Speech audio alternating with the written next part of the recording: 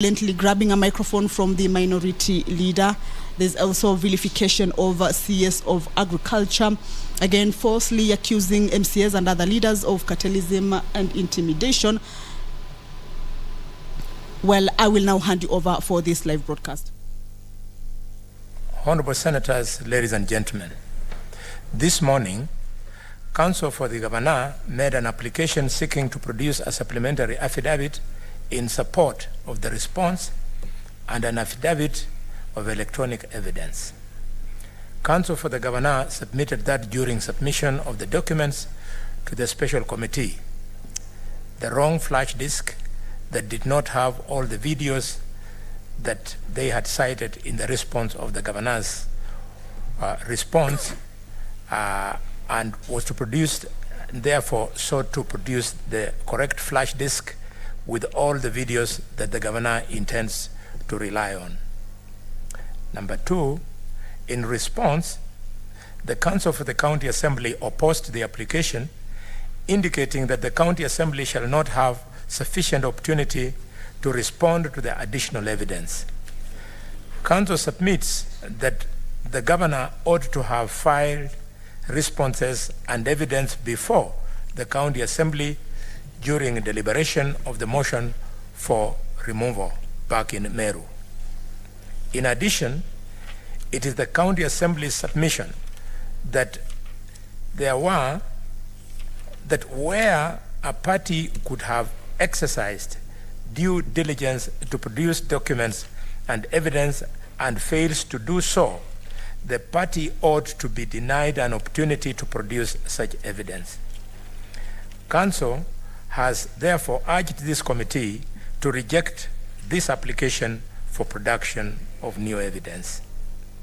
3, in a rejoinder, Counsel for the Governor urges the committee to uphold the Governor's right to fair hearing under Article 50 of the Constitution and allow the application with a view to establishing the truth and proper facts as a quasi-judicial committee. Council has cited Rule 20 of Part 2 of the charge schedule of the Senate Standing Orders, which bars the County Assembly from introducing additional evidence that was not part of the allegations forwarded by the County Assembly to the Speaker of the Senate. 4, having heard the parties, the Special Committee has deliberated on the question of whether to allow the Governor's application for new evidence and directs here as hereunder. This committee is bound to uphold the Constitution and has a duty to investigate this matter and seek to establish the facts of the matters raised therein. The committee is cognizant of the rules of evidence, the protection of the right to a fair hearing set out in Article 50 of the Constitution, and remains alive to the fact that to sufficiently carry out the mandate bestowed to this committee by the Senate, it may call for any information, document, or person that would shed more light on the matters that have been raised. On the request, therefore, it is clear to this committee that these are matters requiring evidence in order to prove and for which the other side has an opportunity of rebuttal. The committee can only make a fair determination having heard the evidence on both sides. This is the essence of this investigation. The investigation before the Senate is both in respect of the procedural as well as substantive matters. The committee, therefore, allows the request on the basis that the wider mandate of this committee is to exercise oversight function and flows from the powers in Article 125 of the Constitution.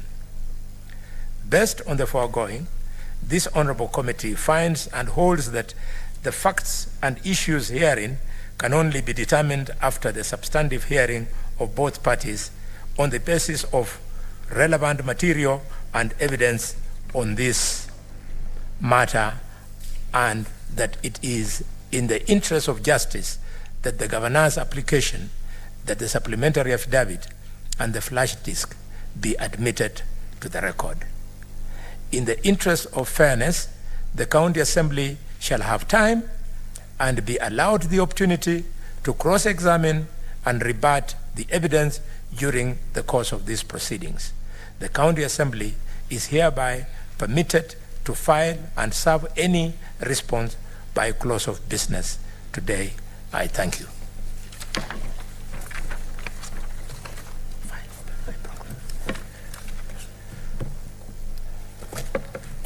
Thank you very much, members. We now invite both parties to make their opening remarks. Opening statement.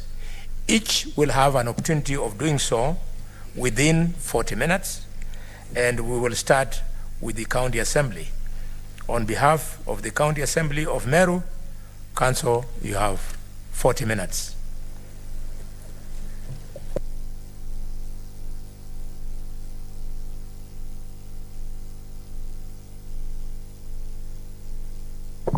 Thank you very much, Chair and honorable members.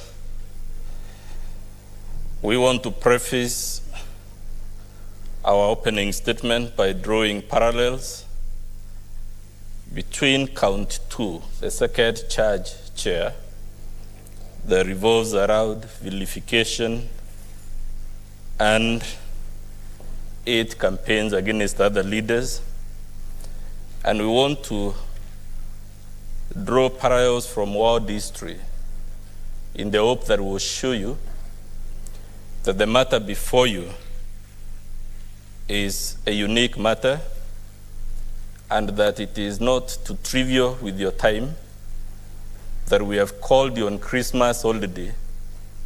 Mr. Chair, if you check world history, there was a war called World War I.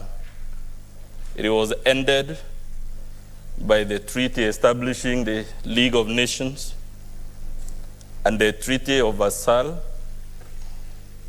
in which, among other things, it was resolved that time the Republic of Germany would not do certain things in the hope that there will be never again in human history a war of such large scale. Shortly after the First World War, there came a leader in Germany between the year 1933 and 1945. This leader was very popularly elected, Mr. Chair. He enjoyed fanatic following throughout Prussia or Germany, if you like. This leader had little to no regard for other leaders or alternative views. But why we thought this is the right place to start, Chair, is how this single leader sucked the entire world into a world war. Just like the governor before you has a war with all the 69 MCAs, has a war with the speaker, has a war with the senator, has a war with the Catholic Church, as a war with any leader from whatever direction of the campus. That's exactly what this leader in Germany did, and specifically, the German leader militarized the Rhine region, which is the border between Germany and France to the southwest, in breach of the Treaty of Versailles. And Mr. Chairman, I make these remarks because we had our own world war in this country called the post-election violence. We had our own Treaty of Versailles. We had our own Treaty for the League of Nations, and they are to be found in the Constitution of Kenya, 2010. They are to be found in the law on leadership and integrity. So how was the German leader able to suck the entire world into a war which some of our relatives, my grandfather, for instance, went to fight in Burma, in a war Africans had nothing to do with? So it begins by militarizing the Rhine region bordering France, effectively declaring law with France. How did the world powers of the day react, Chair? They said, let's make peace. Let it militarize, never mind it's unlawful, but we don't want war, we want peace. Because we are making this knowing you'll be told, let the MCAs go back to Meru and make peace with their governor. No sooner a D invaded or the militarized the Rhine region than he invaded and annexed a country called Austria to the south, contrary to the Treaty of Versailles that forbade the union of Germany and Austria. So he is at war in the southwest with France, he is at war to the south with Austria. What does he do to the east, Chair? There was a small region in Czechoslovakia that he says has a few people who speak Germany. So he asks that Germany be allowed to annex that part. And of course, this was an act of aggression. The Chamberlain in the UK, the American president, and the other people who would have stopped these gradual invasions decide, let him have that part. We want peace for our lifetime. In fact, the policy, those who have read history, was called the policy of appeasement. Let's make peace. If this leader wants this region, let him have it. So he was given that region in peace. What does he do after that small region is invaded? He occupies and invades the entire of Czechoslovakia. What does he do in the northeast? He says there is a region in Poland which is on the northeastern border, and it is some few people who speak German. Therefore, it should be allowed to annex it to Germany. Again, this was an act of war against Poland. Prime Minister Chamberlain, Delano Roosevelt across the Atlantic, they are all deliberating on all these expansion and acts of war. And then they said, pursuant to the peace policy, let him have the small portion. Then what does he do after he gets that portion in peace? He invades and occupies the entire of Poland. Then, so far he has occupied France, Czechoslovakia, Austria. He had the UK now to invade. He discovers that he has to cross France through the English Channel to occupy the UK. Unfortunately, he didn't have a military, and specifically a navy, capable of beating the British military. So he decides he will overwhelm the UK through aerial bombardments. He's at war with the UK. Then as all this is happening, Joseph Stalin of the USSR decides, like everyone else, this guy is out to occupy the whole of Europe and to declare war against everyone. Let's make a peace treaty with him. And actually, the USSR signed a non-aggression treaty with his leader from Germany. And they sat on their laurels knowing that unless everyone else who was receiving a beating, they could relax because they had a peace treaty with Germany. What does Hitler do? Soon after signing the treaty, he declares war on the USSR and occupies the USSR all the way to Stalingrad, all the way to Moscow. Again, the world is watching and saying, we should not beat the bullet and remove this leader from power. Let's make peace with him. At this point, Chamberlain lost. By the time he was invading the USSR, Winston Churchill comes and calls the peace policy, the policy of making peace with this rogue leader. He says it is an unmitigated disaster and tries to persuade the United States to join them to liberate Europe from this rogue leader. The United States, just like the UK, takes a peace approach and says, those are your wars in Europe. You are 11,000 miles away. Why should we join you to fight Hitler? So America says it's not getting involved in anybody's war. 3 days later, Adolf Hitler declared war on the United States, a country 10,000 miles away, separated by an entire ocean. After that, Chair, Adolf Hitler decided he was not done with fighting countries. He decided he is fighting certain human groups. He identified Jews, Slavs, and whatnot. And to cut it short, Chair, by the time this rogue and untamed leader was done, the entire world, from Japan to Australia to Africa to Americas, was in a war created by one person, one leader, in what initially appears like small individual acts of aggression. None of them in isolation looked serious.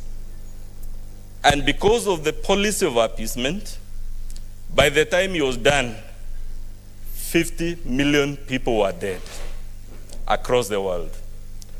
We are here, Chair, to hope to persuade you, based on the evidence we'll give you, that unless you help Meru County to tame this untamed leader, who is at war, just like Adolf Hitler, in all directions of the campus, who is at war with everyone, both real and imaginary, Chair, it will be an unmitigated disaster, to borrow the words of Winston Churchill. The motion before you, Chair,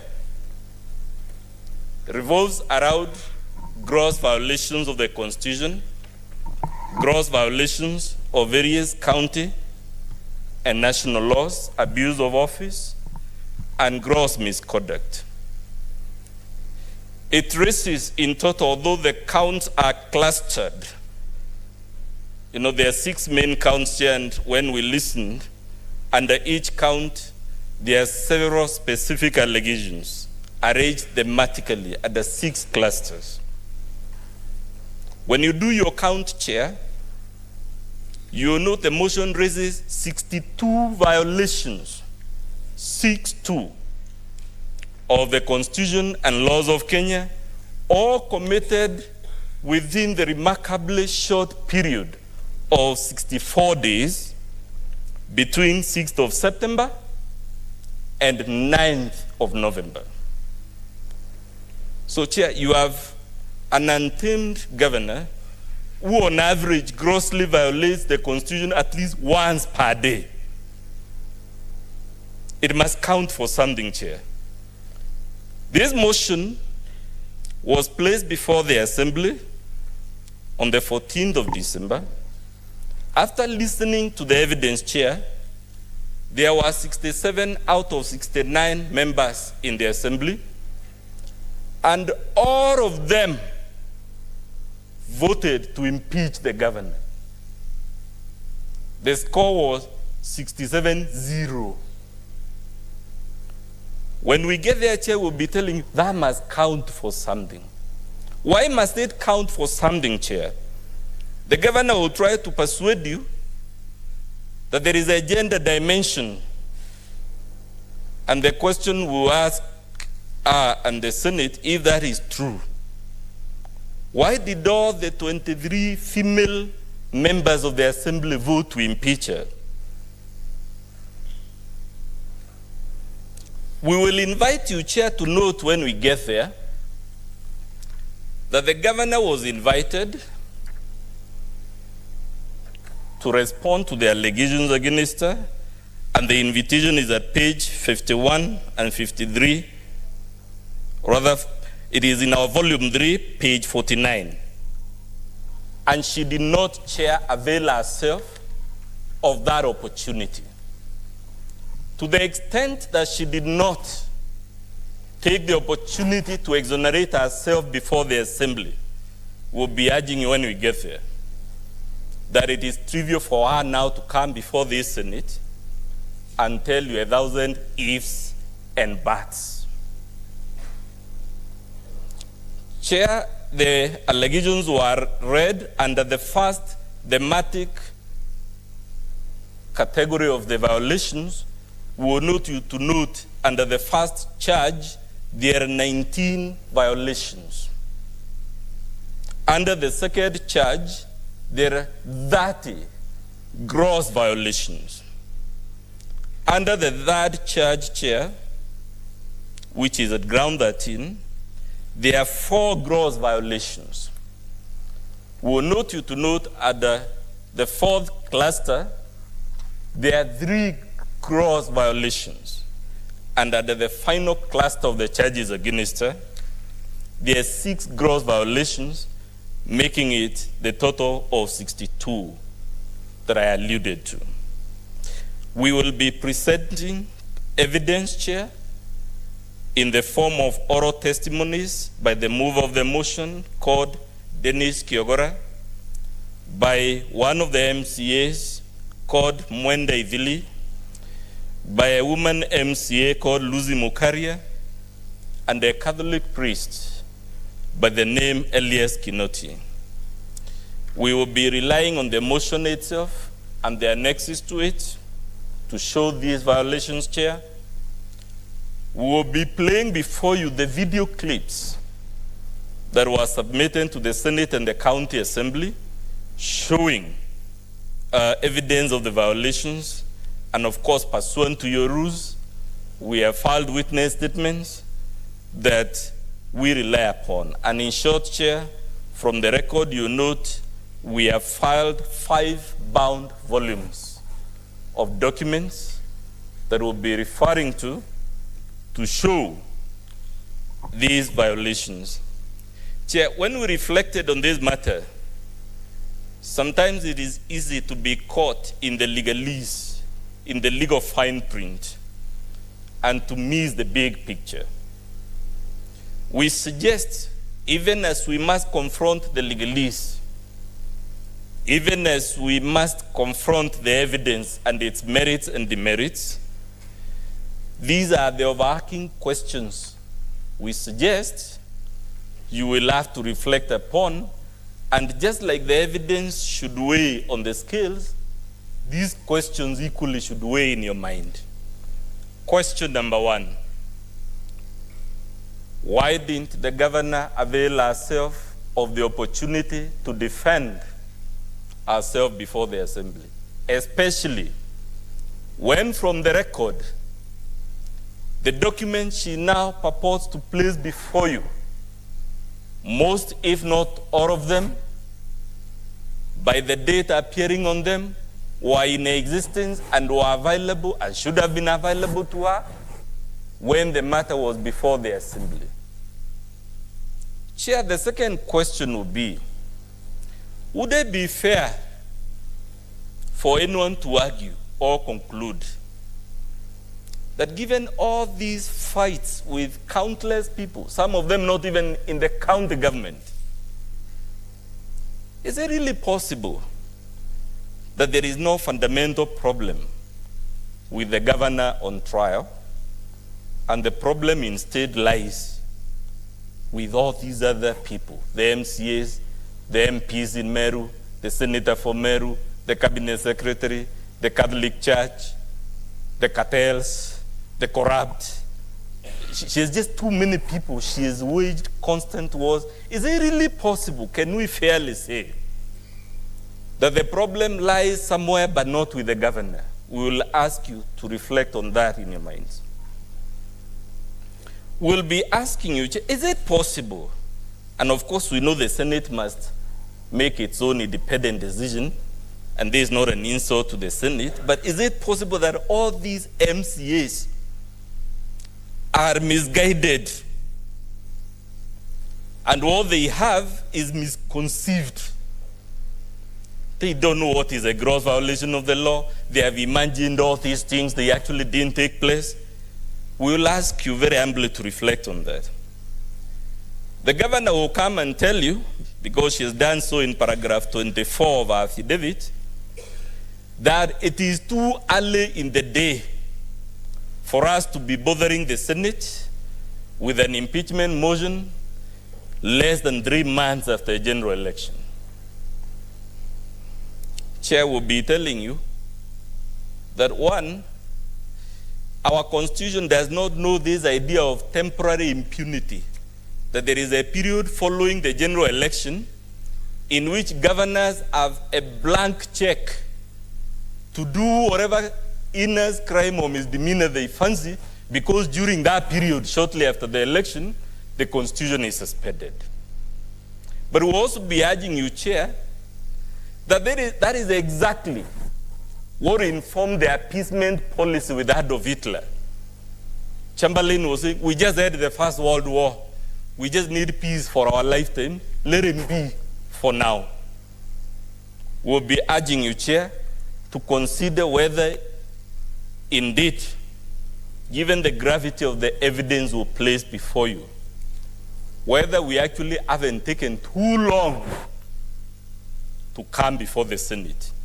And our case will be that it is not too early. We have actually taken too long. We would have arrived much earlier had the initial process not been quashed at the High Court of Kenya through for purely procedural grounds. Chair will be asking you to ask yourself the question, because the governor again has raised this issue in paragraph 3 of our affidavit, in paragraph 11, in paragraph 12 and 15. She tells you all these problems are because she's a woman. You know, if she wasn't a woman, she would not be subjected to all these problems. Chair will be inviting you to ask yourself, if that were true, how come all the women MCAs voted to impeach her? She cannot be the only woman in the government of Meru who understands gender issues. She will try to tell you, Chair, that forget this motion and the 62 allegations. She will tell you that's the language used in our affidavit, that is about the Ward Development Fund. That's why the MCAs have collected all this litany of accusations against her. It's within our right to raise it, but we'll be asking you, Chair, to ask yourself, if that were really the reason, why did the nominated MCAs, 24 of them, who have nothing to gain or lose from the ward fund, the operative word, Chair, is that they have nothing to gain or lose, which means they have no interest in that issue. Why did they also vote to impeach her? We will ask you, how come the other women governors in Kenya and in the region of Mount Kenya are not having these types of problems? She will tell you it is because she is an independent. She ran as an independent candidate. That is why she has these problems. And the question we'll be asking you to ponder over, whether that is true or not, is, if that were true, how come the independent MCAs in the county assembly, who are not affiliated to any party, also voted to impeach her without exception?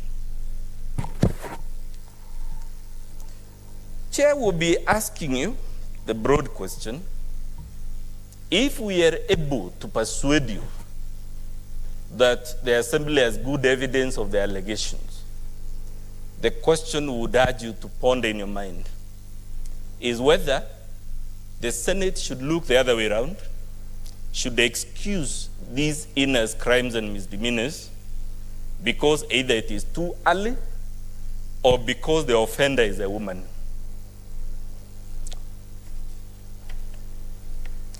Chair will be asking you to ask yourself, based on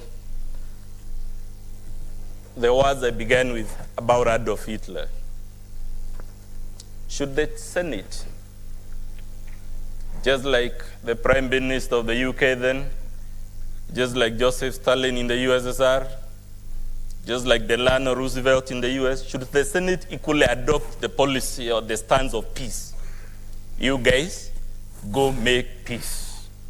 It is too early in the day, and our submission when we get there, Chair, is we are dealing with the megalomaniac of the type that was ruling Germany between 1933 and 1945, who is at war with everybody in all the four corners, all the four main directions of the campus.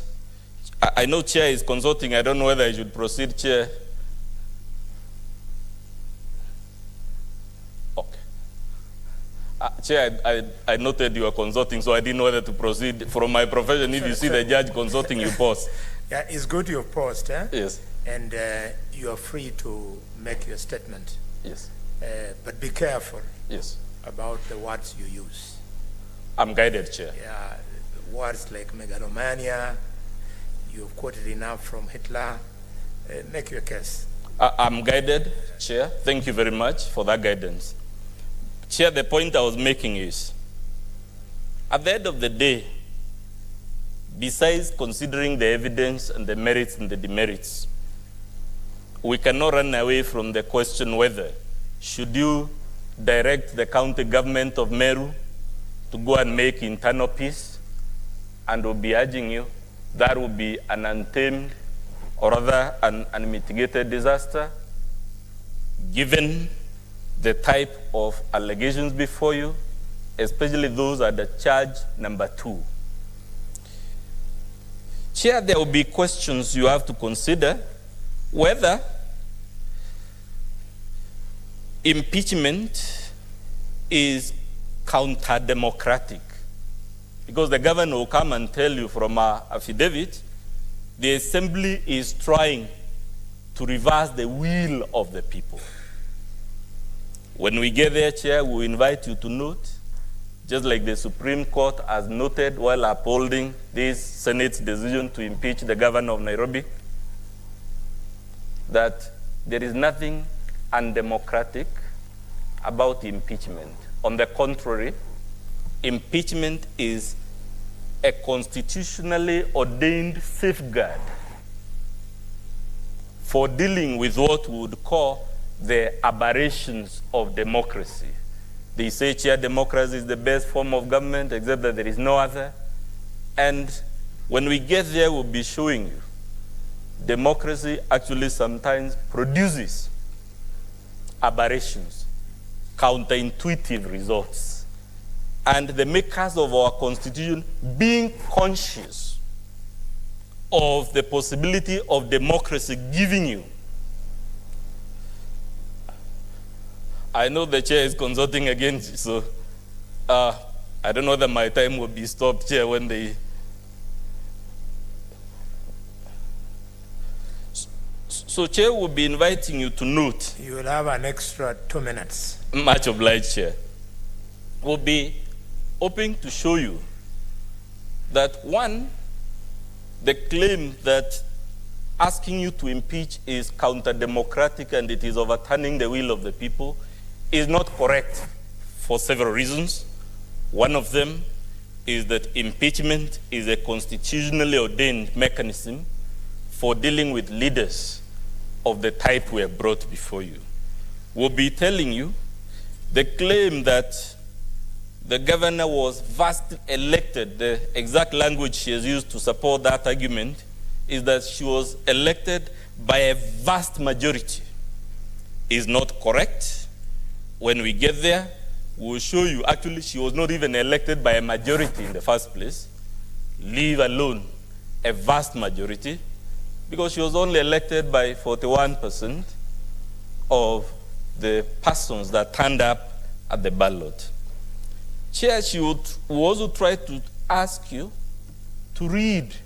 We have taken the liberty to bring to you both a public participation report and the raw memoranda submitted from all over the county. And we'll urge you, when you read them, you will actually find it is not correct to suggest that impeaching this particular governor will be counter-democratic or a reversion of the will of the people.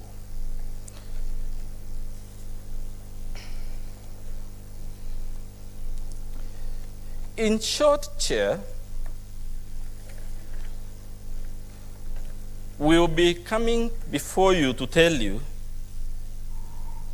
that Meru is in crisis. And this crisis, if led to fester on, especially under a thinking of appeasement, a thinking of it's too early, a thinking of gender, we do not know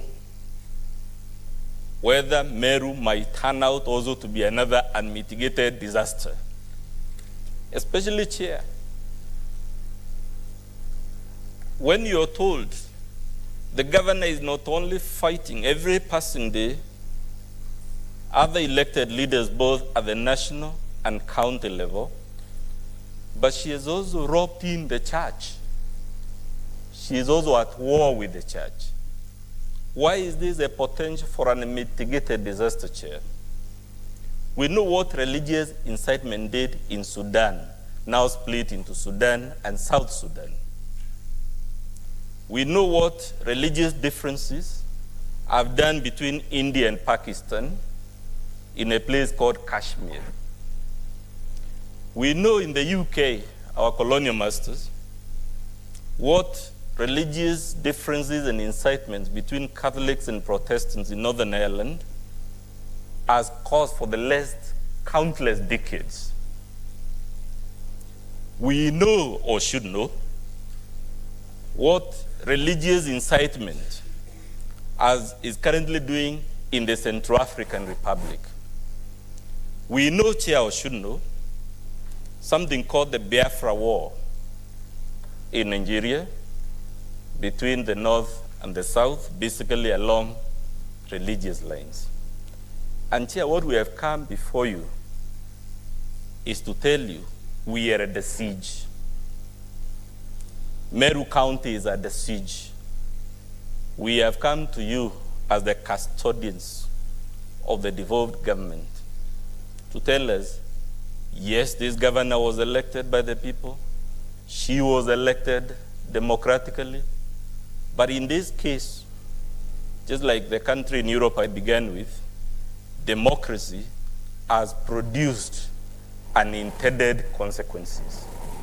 And because democracy has produced consequences not intended, we must look at the solution the wise drafters of our Constitution put in place to deal with those consequences before they become an unmitigated disaster.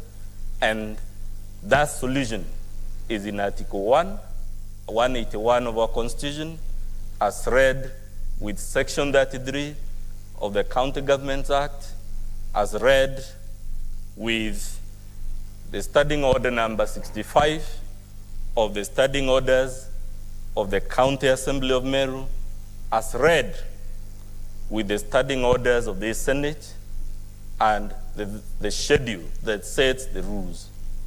We beseech you, Chair, please don't let Meru become an unmitigated disaster. In the Christian Bible, Chair, there was a guy who was in a boat and a storm came. And the people navigating that boat had to make a hard choice. Do we let everyone in the boat perish? Or do we sacrifice one person who is the cause of the storm? Do we let Meru County, with a population of 1.5 million people, go to the dogs? Or do we jettison the one citizen of Meru, much as it may pain us, much as we may be reluctant to do it, but at the end of the day, we urge you to do it because it is the right thing to do, it is the fair thing to do, and it is the only pragmatic solution to the problem in Meru. Thank you very much, Chair. Unless there is a question for me, I beg to take my seat.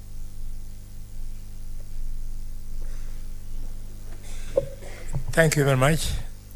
Senators, I don't know whether you intend to comment anything on statement. I don't think so. We just let it hang. Yes, Senator for Nairobi. Chair, the Council for the Assembly has taken us through the explanation of whether an impeachment is counter-democratic.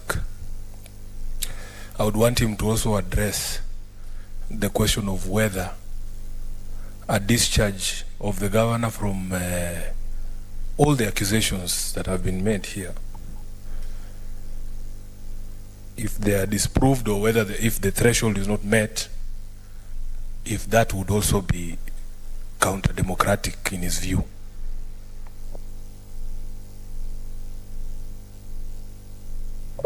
Yes, Council, you asked for it. You know, ordinarily we don't want to field questions now, but you asked for it. Chair, the answer is simple.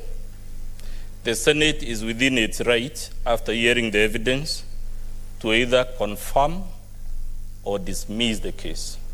Therefore, there will be nothing counter-democratic in the Senate discharging its power one way or the other, because we didn't come here having assumed we must win our case. It must be taken that the person reposed or the ultimate power is the Senate, and the Constitution has empowered Senate to make that decision. Therefore, there is nothing counter-democratic to it.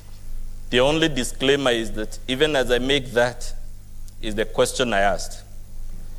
It cannot surely be that all these people at the national and county levels of government and in the church are the problem, and the governor is a saint. It must count for something. Perhaps, Chair, members, I don't want to open it, but just one clarification, Chair, because I might have put it wrongly. Whether he equates a discharge of the governor to the policy of appeasement that he has taken us through the leadership of Europe and America during the First World War, whether he equates it, a discharge of the governor, to a policy of appeasement by the Senate. Council, just hold, take all three and then you respond. Yes, please. Thank you, Chair. Chair, the learned friend has said democracy has produced unintended consequences. It's, Chair, I can imagine, the country has just gone through a general election which was democratically done. Would he then be saying that as long as the results did not produce the person for any level or for any seat that he so wished, then it will be unintended consequences? Thank you. Thank you. Senator for Kiambu. Thank you very much, Chairman. Mine is to wish if we were to listen to the opening remarks from the other side, because the council has alluded that in the Bible they had to sacrifice somebody by throwing him into the sea, and that person had to be swallowed by the fish, and he went to another city to give good news. So, and that is Jonah. So probably if we give the governor, maybe he has the news. So we better listen to that side before we make other comments. Thank you. Yes, Vice Chair. Thank you, Chair. Following the same question that Senator for Kajiado nominated us about the lawyer saying that all these people, the MCs and the church and the people who are accusing the governor, I want to know from him, which are the majority, the people who elected the governor or those people you've mentioned? Which are the majority? Thank you. Yes, the Senator from Migori. Thank you, Chair. And thank you, Council, for a fantastic introduction, or rather opening remarks. I think I wanted to, through you, Chair, further the thoughts by Senator Tobiko, because I find some very critical aspects of it with regards to what we are about to further hear from the council here, which is the notion of the people of Meru getting justice ultimately after the election. The council has said that democracy has led to unintended consequences. In your view, Council, may you guide us as a committee how to assess this with respect to the people of Meru who voted for the governor? How does this committee assess what you have termed as unintended consequences with respect to the people of Meru who are today probably suspending all their activities that could amount to a GDP of over 1 billion or 2 billion watching these proceedings? Please guide the committee on that particular statement. Thank you. One last question. Yes, Perez. One very last. Chair, I also wanted the learned friend to tell us if he's aware that the Kenyan electoral system is first past the post. When he says that it's only 41% who voted for the governor. The Kenyan system is simple majority, even if it is one person past the post. Can he tell us if he knows that? Thank you. Edwin, you had something to follow? Sifuna? That's okay. Very well. So, Council, those are, just be seated. Council, be seated. Yes, yes.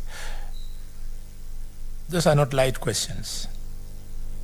Just like you prepared your statement, also prepare to respond on everything in a considered manner. So we will protect you. The counsel for the governor is going to also make his opening statement. Meanwhile, you can choose to respond to us now at the right time when you are prosecuting your case. We will protect you, don't worry. I know members are very sharp when you tell them about the law of, the unintended consequences. I was thinking you are saying it with a light touch, a question of language, the law of unintended consequences.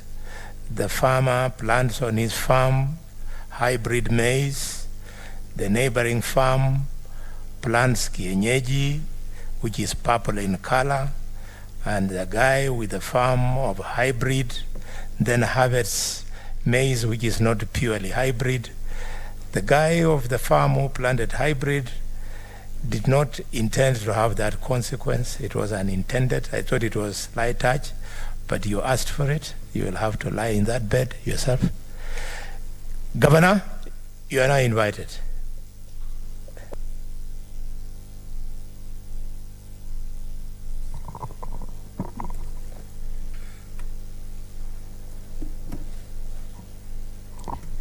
Thank you, Chair, for the opportunity, and good afternoon, honorable members of the Senate. Mr. Chair, my learned friend, Mr. Dr. Muthomi Dienkolu, has been very colorful in his opening remarks. I have a disclaimer that I'm not a very good student of history, or I might not be as philosophical as he has been. I'll therefore stick to the issues before the Senate. I'll stick to the facts. I'll stick to the law. And that is what has brought us here today. Honorable members. Sorry, before you address us, the record has not answered, has not captured your name. So introduce yourself fully, and then you proceed. Much obliged, Honorable Chair, and apologies. My name is Elias Mutuma, one of the councils representing the governor in these proceedings. Members, Learned Council has used a lot of strong terms to describe the governor of Meru. Council has painted a picture of a crisis that is in Meru. He's called it an unmitigated disaster, a crisis, and gone ahead to equate the governor of Meru with Adolf Hitler. We will be demonstrating that that is a creation by the MCAs, and that indeed the people of Meru do not perceive any crisis. They do not see any threat to them, that this is a contest between the executive of the Meru County and the legislature. Honorable members, we stand before you today to represent the governor who was elected by a majority votes. The closest contestant garnered less than 100,000 votes next to the governor. Surely that means that the governor was voted in overwhelmingly. Honorable members, this is a second impeachment motion. The first one was stopped by the High Court in Meru, and that conservatory orders were issued preventing the county assembly from in any way debating the impeachment motion, but in defiance of the court orders, they proceeded to do that. A question has been asked as to why the governor did not appear to defend herself before the county assembly. It is for the very reason that indeed the High Court of Meru had barred the county assembly from debating the impeachment motion. Our client risked being in contempt of court had she participated in those proceedings. So that should be able to answer the question as to why the governor never appeared before the county assembly of Meru. But that is not all, honorable members.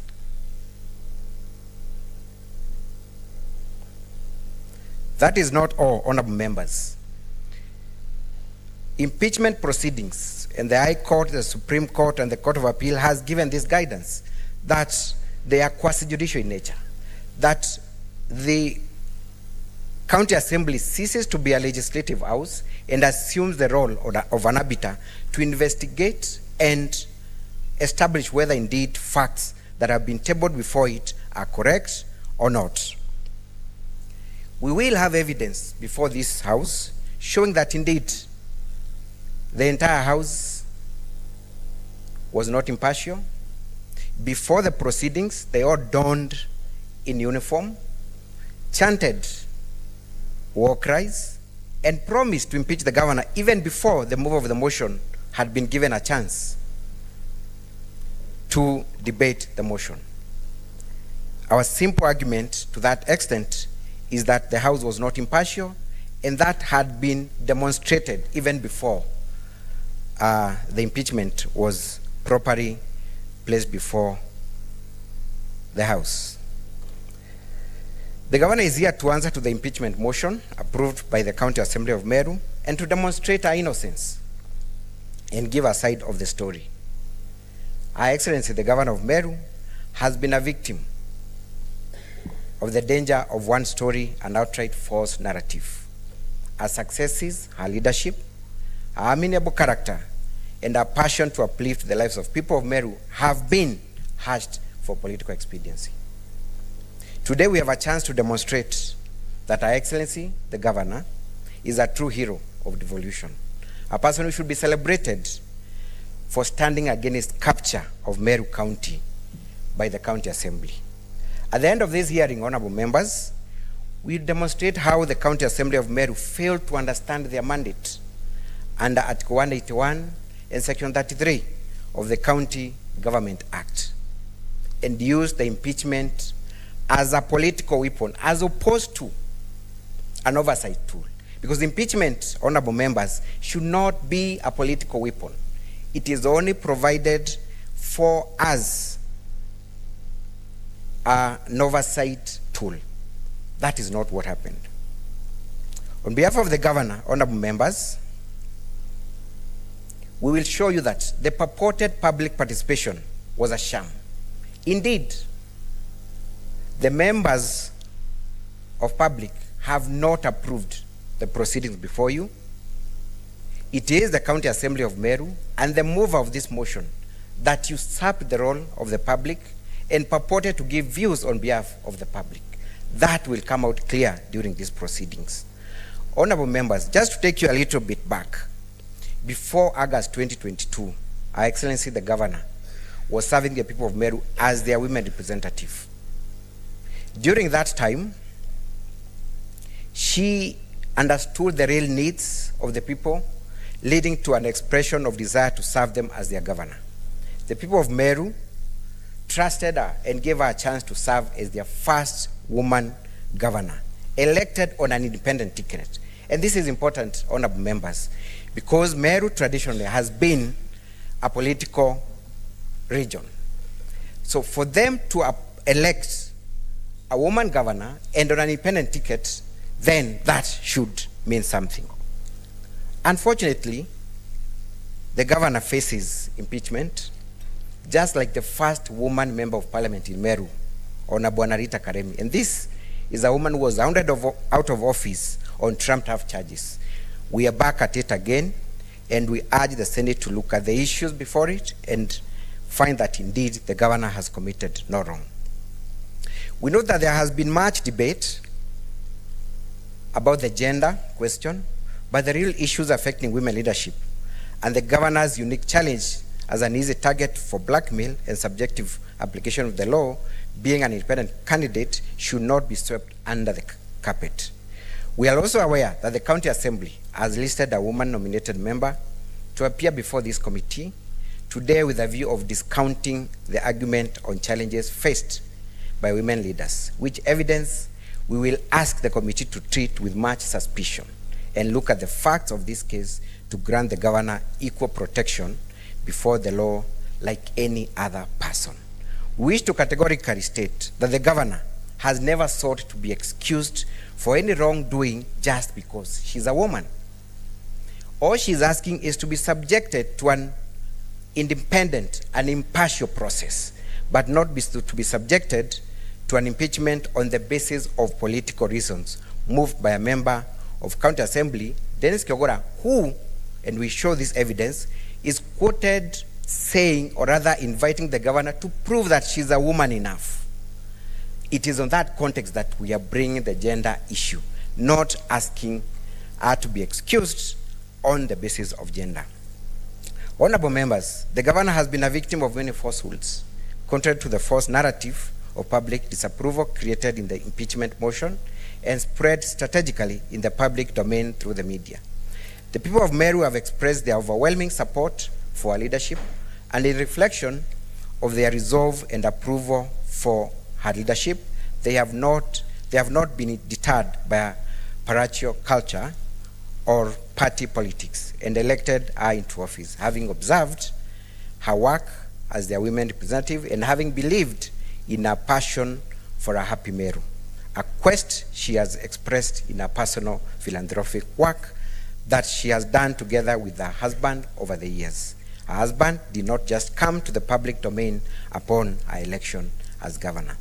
Notably, honorable members and chair, during the August 2022 general election, other leaders were elected mainly on party positions, but she was elected as an independent candidate in demonstration of the people's approval for her personal and individual leadership, regardless of political party support. Contrary to the false narrative presented in the impeachment motion, her leadership as a person has been tested and approved without any support of a political party and facing opposition from the veteran politicians in Meru. Her election is a clear demonstration that she is a leader who has appealed to the people owing to her personal character and leadership ideas. Her passion to uplift the people of Meru is not new in this, and this has been a mantra even before she ventured into politics. She has helped many people in Meru in her charity work, and this has won hearts and approval to elect her to bring changes in service as their governor. Honorable members, you will see from the evidence on record that the governor is very passionate about what she believes in and sometimes emotional about it. Honorable members, it is not a crime to be emotional. It is not a crime to be passionate about what you believe in. In some instances, the governor seeks to give instant solutions to the problem she faces when she meets members of the community. But then, even after making those political statements, she retracts and seeks advice and is guided and does things according to the law. She has not at any point violated the law, leave alone grossly so. Honorable members, let us understand the governor as who she is and give her an opportunity to serve the people of Meru. We understand that we are barely 4 months after the general election of August 2022, and the new national government has already faced this self-same challenge of not meeting their political promises, and as envisioned during the political rallies, since the law has to be followed in implementation as per the advice of technical experts. We also wish to point out that the governors are also political leaders and wear two hats, one political and the other technical. In politics, political statements often made to give hope to the people, and such pronouncements may not capture the nitty-gritty of what should be done, but a leader has to give hope to the people upon encounter with problems. In governance, the governors often retreat to consult with technical advisors to ensure execution is done within the law, to meet objective envisioned in any political pronouncement. Honorable members, a politician cannot be prosecuted and accused of gross misconduct or gross violation of the Constitution for political statements with no evidence or execution that violates the law. So when we'll be going through these proceedings, honorable members, you will come across so many political statements made by the governor, but was there any act that proceeded to violate the law based on those political statements? The answer is in the negative. The governor's passion for the people has also led her to engage the people at grassroots areas, constantly to fill all the needs in every ward, a move that has been misinterpreted by the MCAs as overshadowing their presence in their areas. However, she has compromised this style upon a request of MCAs in a mediation meeting she undertook with the chairperson of the Council of Governors with a view of giving chance to dialogue with the MCAs.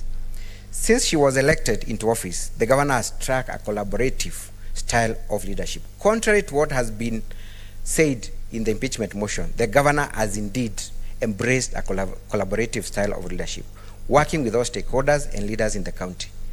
Contrary to the false narrative run in the impeachment motion that she works in isolation, she has made tremendous efforts, humanly possible, to engage the elected leaders in Meru County, but they have turned down our requests time and again. She has regard of all elected leaders. Turned out to be what? They have turned out to be what? They have turned down her requests. Oh, okay. Yes. She has regard for all elected leaders, and the evidence to be presented will demonstrate this. In bringing the leaders of Meru to work together, the governor has sought a consultative forum from the MCAs, which has been snubbed. She has also followed up on the request of MCAs, including a demand that her husband ceases to attend official public functions. If you note, honorable members, the spouse of the governor has not made any public appearance from 26 October. That was based on a demand by MCAs, and the governor went out of her way to ensure that indeed she has cautioned her husband to stay out of the limelight, if indeed that was the problem with the MCAs. The members of the County Assembly have, however, been impatient and uncooperative in many ways, mainly putting demands that extend to an overreach of their mandate and a desire to usurp the functions of the governor. The MCAs have constantly, openly said that the governor must listen to their demands before they can do their work in the county assembly. It is in the law that she should make a maiden address in the county assembly. You will realize that one of the charges, honorable members, is that the governor tried to force her way into the county assembly. The maiden address by the governor is a statutory requirement, and indeed, the Speaker of the County Assembly of Meru gazetted that day when the governor was supposed to appear before them and address them on that issue. The governor, in that invitation and pursuant to that gazette notice, appeared before the county assembly, and to her shock, the county assembly doors were locked. However, she was still ushered in later by the Speaker of the National Assembly. The Speaker of the National Assembly ushered her into the podium to deliver her maiden speech, which she did, but the moment she rose to do that, members of the county assembly walked out on her. How can they accuse her of then making a forceful entry into an assembly when that very day was gazetted and an invitation sent to her? There was no gazettement of that day. There was no cancellation of the invitation. Yet the members of the assembly will come now and tell you that indeed the governor forcibly entered into the county assembly. Honorable Chair and the honorable members, the governor has been a primary target and a recipient of the gory and ugly actions that she has been accused of perpetrating on other leaders of our beloved county of Meru.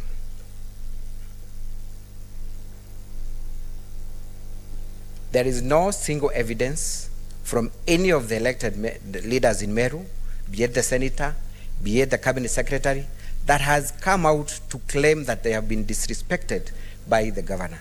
There is no single affidavit produced in support of that allegation, and therefore we are inclined to say that indeed this is a creation by the MCAs and that other leaders in the Meru County are in good working relations with the governor.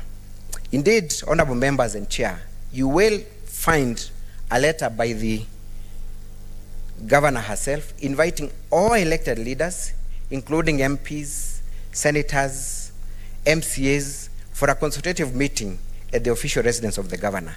None of the leaders appeared. If indeed the governor was not keen in working with other leaders, why would she officially invite them to a consultative meeting? Why would they snap that meeting? Who has the problem? Is it the governor or the MCAs? Honorable members, we are happy that the law grants the governor this chance to demonstrate her innocence before you after being victimized in a political process of impeachment conducted by the County Assembly of Meru. As we answer to the impeachment motion in the course of this hearing, we shall be able to demonstrate, one, that the impeachment motion introduced, debated and passed in the County Assembly of Meru was unjustified, and the sole motivation was the personal interests of few at the expense of service delivery of the people of Meru. The impeachment motion debated, passed by the County Assembly of Meru did not meet the threshold on the grounds for removal as envisaged under Article 181 and Section 33 of the County Government Act. The mover of the motion did not provide any evidence, just like before this tribunal, of any value in support of the motion, apart from very sentimental quotations and assertions. The purported public participation in support of the motion for impeachment was a sham, a creation and imagination of the mover of the motion without any public approval in affront to the Constitution. We shall demonstrate how low the County Assembly went in desperation to tick the box of public participation. Citizens who supported the governor and desired the motion defeated were beaten, harassed, insulted, and violently chased away from the grounds when the sham public participation was being managed. Suffice to note, honorable members, that the public participation exercise was being spearheaded by the very MCAs who are the accusers in this motion. Mr. Chairman and honorable members, the governor has been accused of failing to work with other leaders in the County Assembly. At the end of the hearing, we will demonstrate that the allegations against the governor in the impeachment motion have not been substantiated as required in law. You will get a chance to peruse the documentary affidavits and evidence that we have tendered.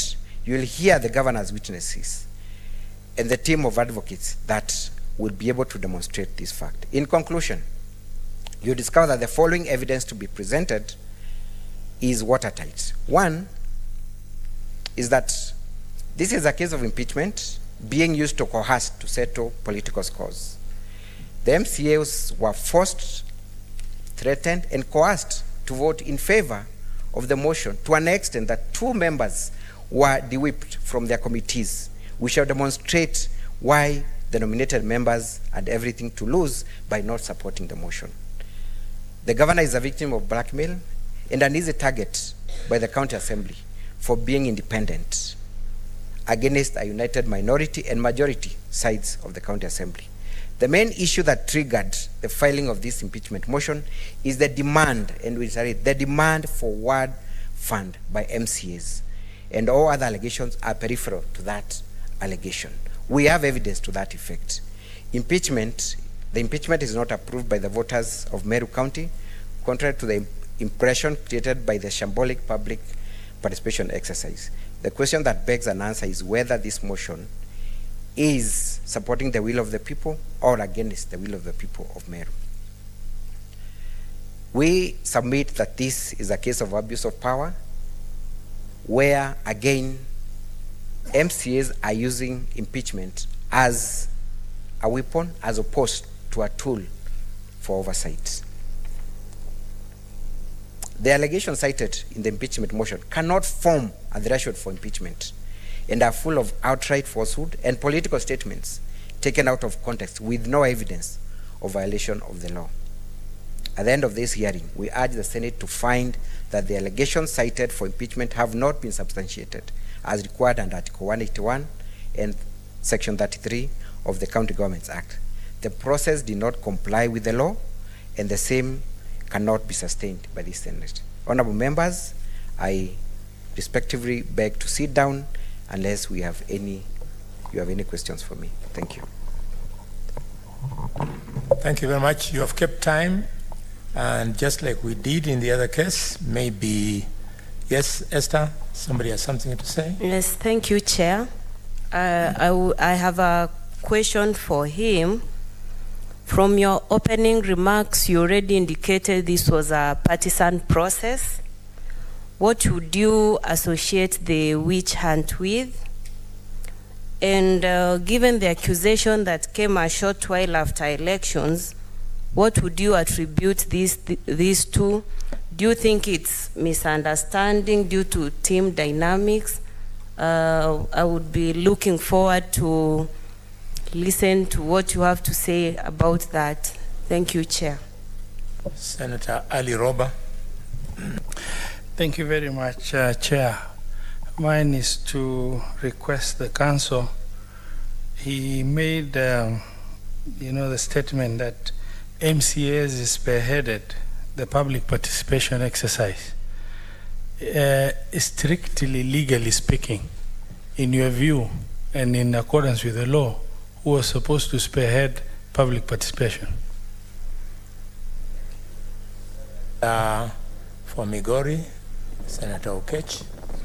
Thank you, Chair, and thank you, Council, for an excellent introduction or opening remarks. Highly appreciated. 2 quick comments. Chair, the Council has indicated that this impeachment is at the backdrop of a court order, and I just wanted to seek whether the council is in congruence with the understanding of this committee that the determination of the constitutional petition number E024 of 2022 was on the basis of the first motion that the Assembly had, and the hearing you're having now is on the basis of the second motion, which has got nothing to do with constitutional petition number E024. That's the first comment. The second comment, quickly, Chair. The Council has made a very strong statement intimating the passionate nature of the governor, to the extent that some of the allegations do come out of political statements, which the Council has indicated that some of these political statements cannot be basis of accountability to the extent that warrants impeachment. Council, guide the committee, perhaps, with regards to Article 179 of the Constitution, specifically Section 4 of that article, sub-article 4, I mean, which establishes the governor, and I think is the only officer elected under law who is subject to be an executive voted for. And with regards to that as well, read it together with the County Governments Act, section number 30, which establishes the functions and responsibility of the governor. May you guide this committee whether those political statements are not in respect with those two provisions of law. Article 179 of the Constitution, sub-article 4, and section 30 of the Counties Government Act of 2012. Thank you so much. Thank you, Okech. Senator for Nairobi. Thank you, Chair. Perhaps to help my brother Eddie. Council, you have made reference to a court order at the inception of some of these proceedings. We want to know the second impeachment motion, which is the basis of these proceedings. Was there a case filed? Was there any order barring the Assembly from proceeding with that second impeachment? Number two, is it your position that you cannot, in fact, violate the law by pronouncement? Is that the position that you want to give us, that you can, in fact, not violate the law by a mere pronouncement? Perez. Thank you, Chair. Chair, the Council has said that sometimes the utterances of the governor are emotional and passionate, but later retreats to seek legal and technical advice. Chair, I don't know whether the the Council can clarify whether the governor understands that it should be the other way around. I'm not giving an opinion, but I think he needs to clarify that. Thank you. Whether that's the ideal situation. Tangwa. Thank you very much, Chair. My question is only one to the Council, and it revolves around the Ward Development Fund. Because the Council has said that all this started because the governor has refused to give the MCAs the Ward Development Fund. So I wanted to understand at which point did the governor refuse, or is purported to refuse? Because I do understand for an assembly is a legislation body, so they're supposed to come up with this law, pass it for the governor to assent. So did they go to that stage of passing this law, then the governor refuses to assent to this law? That's all. Thank you. That is all. Yes, that is all. Council, we will give you time to respond to these issues. But members, I was thinking, we remind ourselves the matter raised by Senator Okech and supported by Senator Sifuna on the matters of the High Court orders that were delivered in respect of the first impeachment motion. That matter, Mutuma and company advocates, they wrote to the Speaker of the Senate. And from what we are hearing, they have not challenged our jurisdiction. So since they are not challenging our jurisdiction, we shouldn't go there. You don't have to really burden yourself with that. If it was an issue, you would have challenged the jurisdiction of this sitting. It means they respect this sitting. That's why they are here. Let us discharge. Finally, in our program, we were supposed to receive evidence from the County Assembly at this point between 12:40 and 1 o'clock. But if you look on the clock, it is 1:17. So I wanted to request members to manage time. We give 5 minutes to both sides. They address the issues we have raised. Then we adjourn for lunch. And when we come back, we now hear evidence. Would that be okay, members? Thank you. So, County Assembly, issues raised.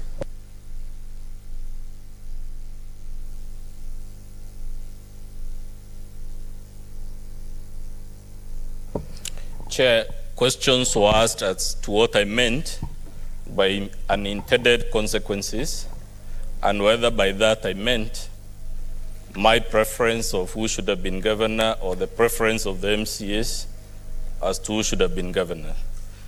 The answer to that question is when the people of Meru went to vote, they did not vote the governor to be fighting other leaders. They did not vote their governor to be usurping the statutory functions of the County Public Service Board. So that is what I meant by unintended consequences. In fact, Chapter 6 is loath to such a governor or any other leader who engages in such behavior. So it must be then an unintended consequence. Then I was asked, would a discharge of the governor be analogous to appeasement policy that European leaders and their American counterparts had against the warmonger in Germany? And I think I answered that question and said, this House has all the rights. There's an unqualified right to make whatever decision it wants after hearing the evidence on both sides. No one can be hard to fault the Senate because they decided the matter one way or the other. At any rate, the Senate must decide it one way or the other anyway. I was asked, how do we compare the people who voted for the governor vis-a-vis those who voted for our accusers, the MCAs, and the people who have all these complaints? Our answer is as follows. Number one, the governor was not the only leader elected in Meru. The people of Meru equally elected the MCAs, who she is at war with without good cause. The people of Meru elected their senator, with whom she is at war with. The people of Meru cast votes they were not sufficient to return the cabinet secretary, who she is at war with. The people of Meru voted the MP for Tigani East and indeed all the 9 MPs. Therefore, it cannot be taken that the Honorable Kawira Mwangaza is the only person who was voted in Meru or that somehow there is something special about the votes she garnered. The entitles are therefore to have these false accusation and vilification campaigns, which we hope will persuade you when we get there. What I meant by the issue of where do we place the people, we have already placed before you and we'll get there the public participation results. And they tell you, while as the people of Meru may have a certain opinion as at 9th August when they cast their vote, supervening events, specifically the events mentioned in the impeachment motion, have tilted that will of the public or the voters of Meru, and we'll get there when the evidence starts flowing. Questions were asked whether we'll be impeaching the governor so shortly after an election.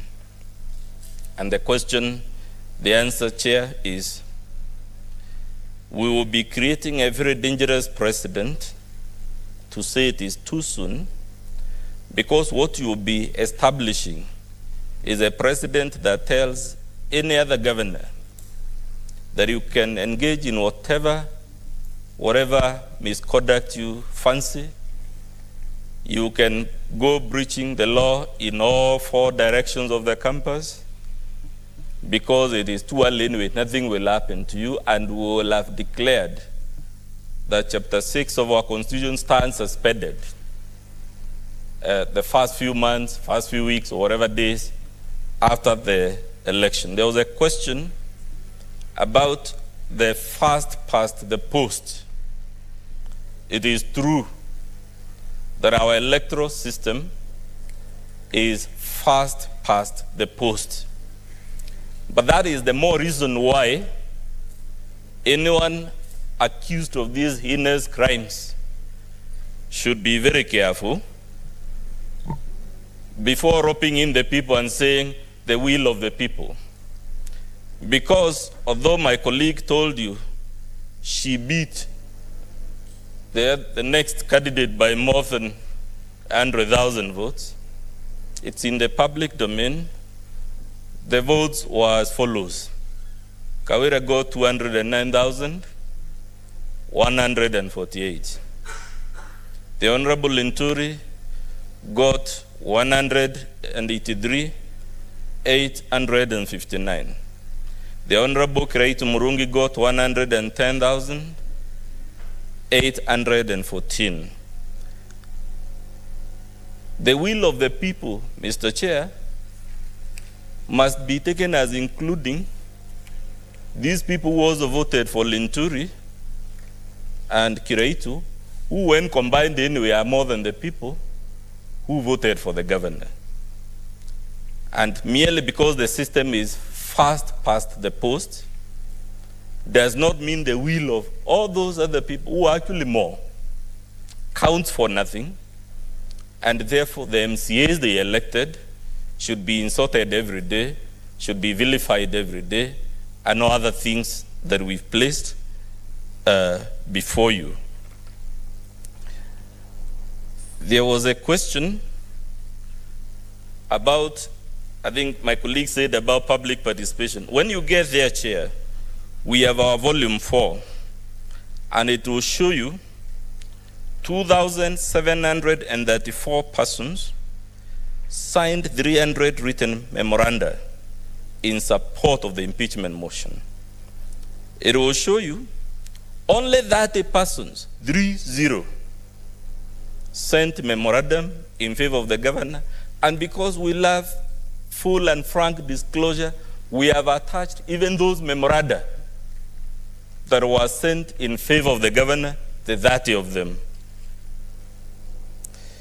More than 1,080 persons made oral representations, and out of those 1,080, it is only 260.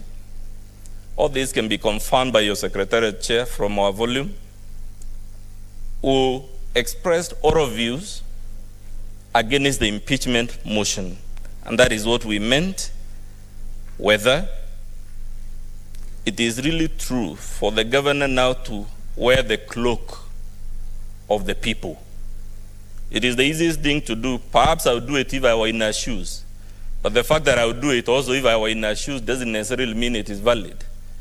I think the role of the Senate is to interrogate it and ask itself whether really that is a valid response. And in any event, Chair, even if we were to assume for argument's sake that the Honorable Governor was elected with a 100% majority, would that be a valid answer to the accusations against her?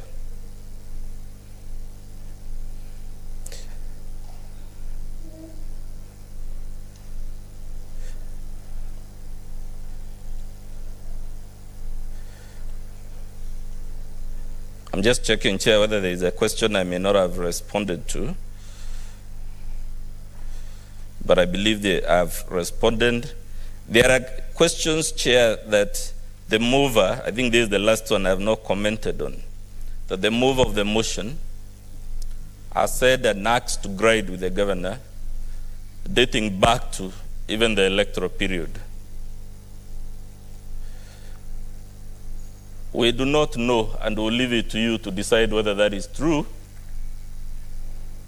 But we have to remind you, the matter before you is a decision endorsed by the County Assembly of Meru, and that there are safeguards in law to ensure that impeachment is not intended to serve personal cause.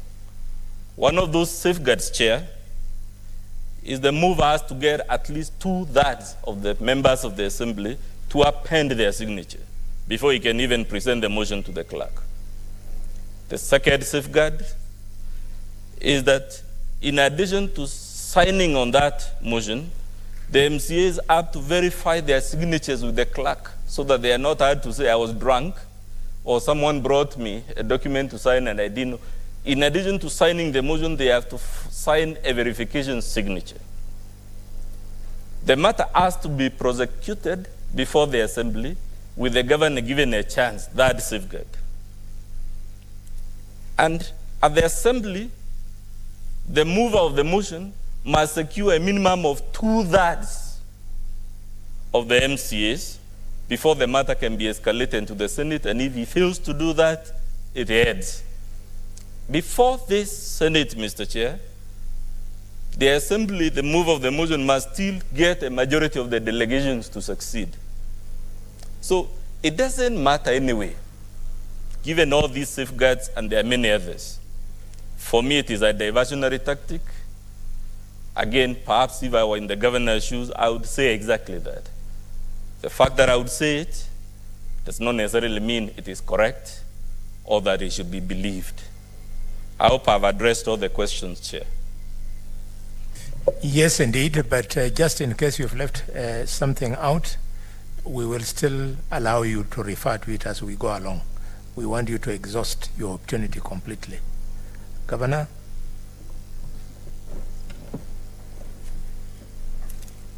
Thank you, Chair, and members for the questions. I'll address two, then my learned friend, Mr. Mwangi, will address the rest.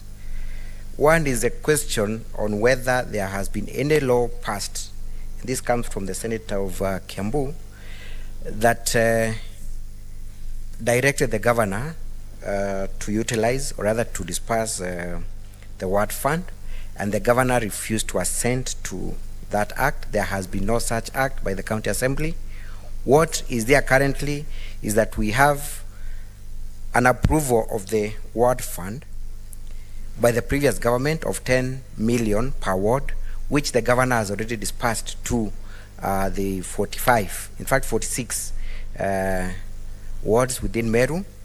But what the MCAs were doing is to demand an extra, because there was some disbursement which was not clear from the previous governments of 20 million, 25 million, and you see that from record from the previous governments. So they wanted the governor to continue with that trend, and the governor said, I'll only do that within what the law provides. And to that extent, the governor sought an advisory from the Controller of Budget. The MCA sent a delegation to that effect, and they were accordingly advised on how to utilize such funds. So it is not true that the governor has refused to assent to any law that the MCAs have passed. Secondly, on the issue of public participation, we submit that public participation should be objective. It cannot be subjective. And that's why you cannot be the investigator, the accuser, and the judge at the same time. So if the MCAs have appended their signature on the impeachment motion, then it defeats logic for them again to preside over the public participation exercise, where they choose who speaks and what even goes into the content of those proceedings. So it's only fair that maybe the office of the clerk or any other body should preside over public participation. Otherwise, there would be no unfairness if the very person who is accusing you is the very person who is collecting views, compiling reports, then purporting to say this is what the public are saying. And we'll be able to demonstrate that indeed most of the people that were against the impeachment were either bad, they were beaten up, and were not allowed to give their views. My learned friend, Mr. Mwangi, will take you through the rest.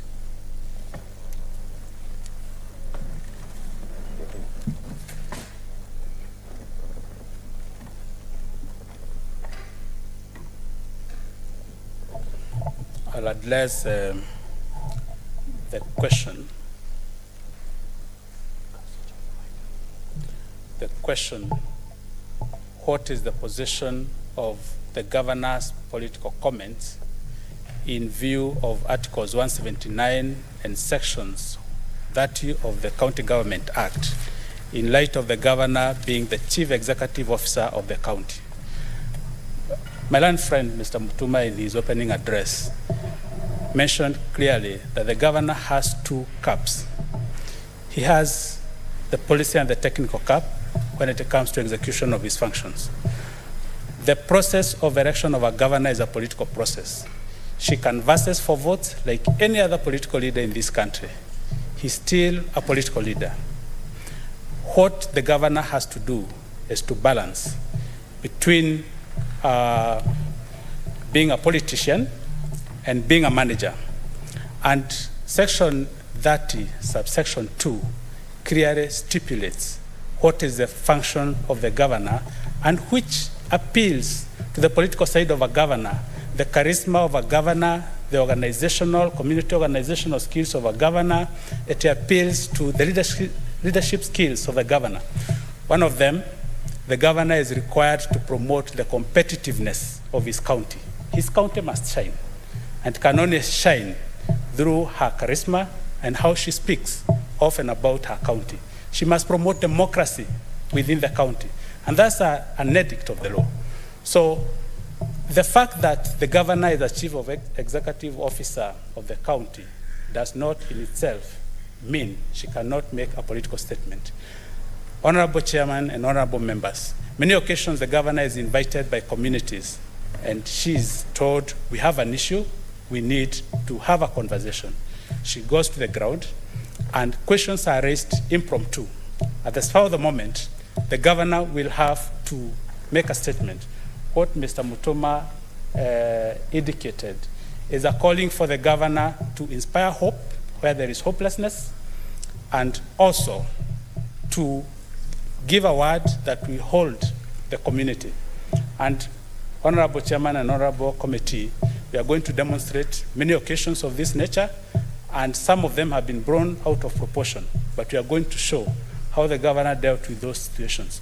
She's been termed passionate and emotional, but she's not been unable to manage her emotions and her passion, but she has used her passion to be a better manager and a better politician and a speaker for her county. We are going to demonstrate this with evidence.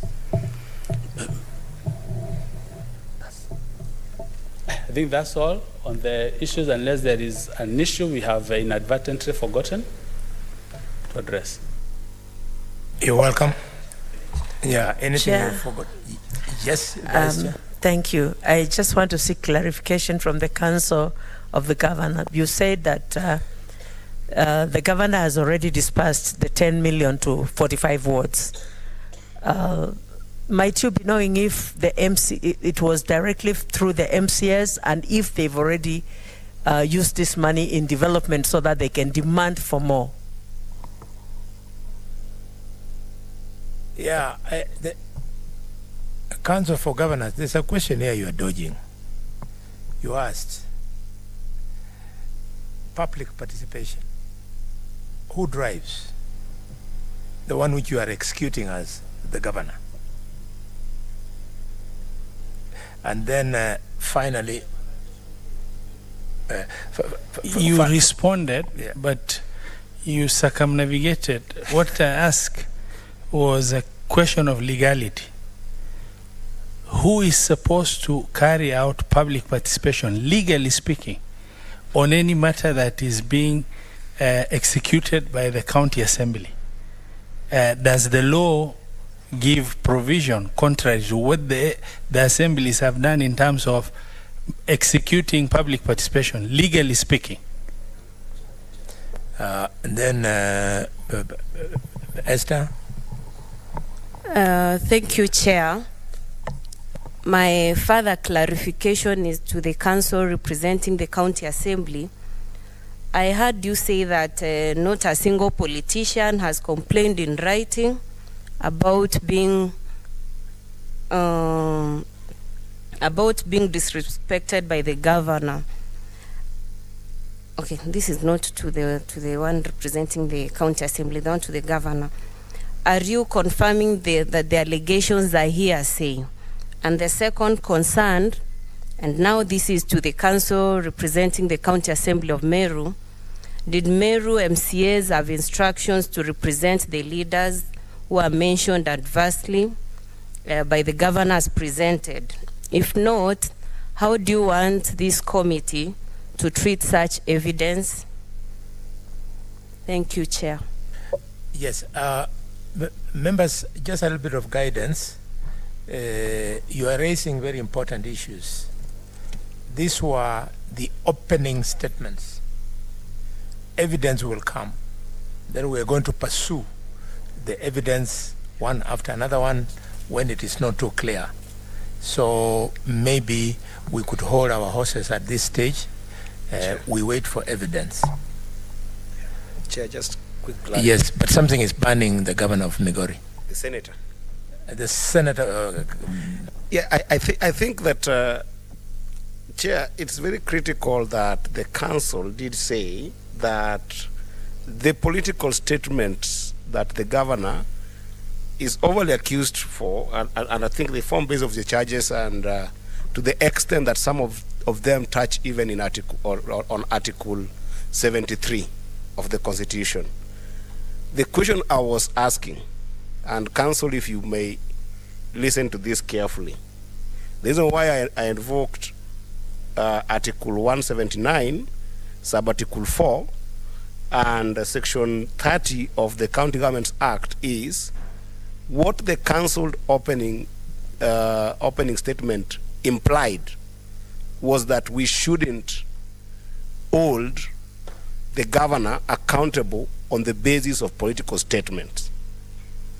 And that is, and if that is going to be the base of the conversation that will come, even in the evidence that we get as we go through this proceeding, that's what I was asking. That are you suggesting that the political statements are not subject to any accountability metrics under those two provisions of law that are quoted?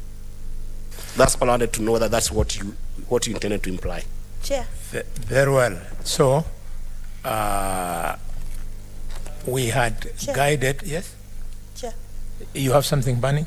Yeah, Chair. I needed to know whether we are still retaining our question hour, that we still have it later on. All right, but just one more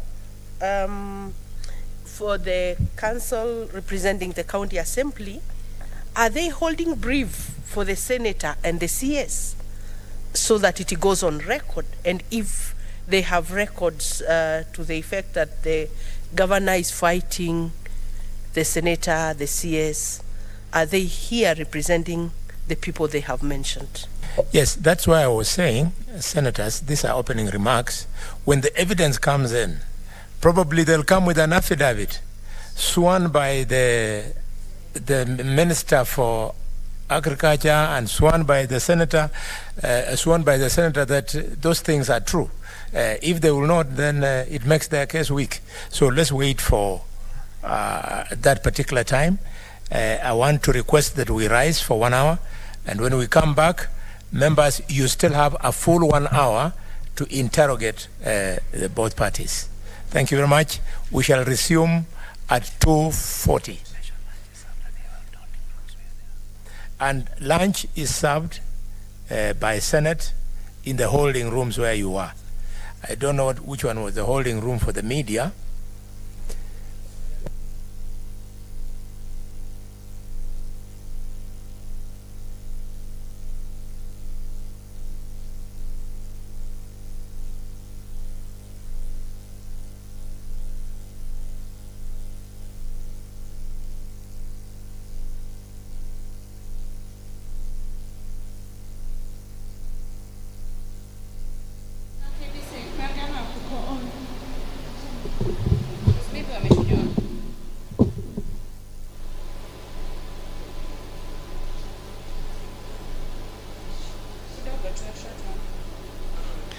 The committee is now taking yet another break for the lunch break, and this is after yet another session where both parties, that is the council for the county assembly and the governor's side, presented their positions on this particular impeachment. Of course, the both parties each defending its accusations. For instance, the party that represents the county assembly defending its accusations that has been brought before this particular committee, and the council representing the governor, of course, defending their side as well. So this is the end of this particular sitting for this morning session. It began at around 10 a.m. Now it's about 1:43. They're taking a break, but then they'll be back in the afternoon as directed by the chair, that is Kakamega Senator Honorable Boni Halwali has directed that the sitting will resume at around 2:40. So we will take this particular break and we will be back at around 2:40.